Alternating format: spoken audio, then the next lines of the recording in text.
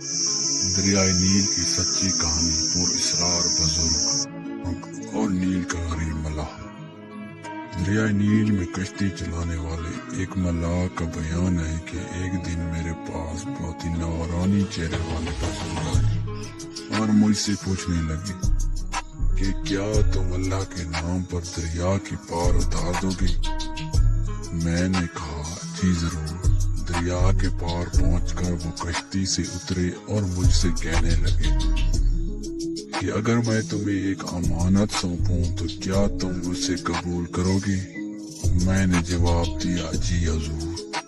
وہ مجھ سے کہنے لگے کل میرے پاس ظہر کے وقت اس درخت کے پاس ملنا، وہاں تمہیں میری لاش ملے گی۔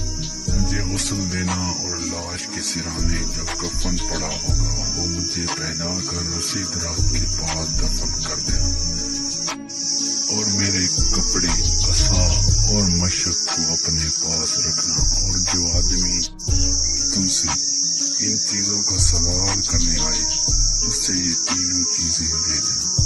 ملاح کا بیان ہے کہ مجھے یہ بات بھول گئی اور مجھے ظہر کی اثر کے قریب یاد آیا۔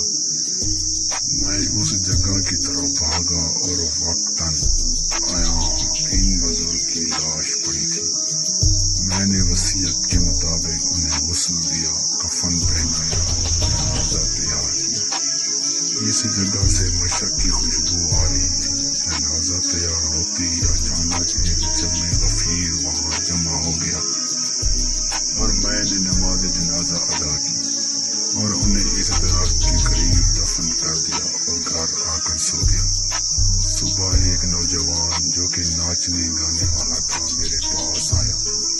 اس نے نہایت باریک لباس پہن رکھا تھا، اس کے ہاتھوں میں مہندی لگی ہوئی تھی اور بغل میں ستار دبائے۔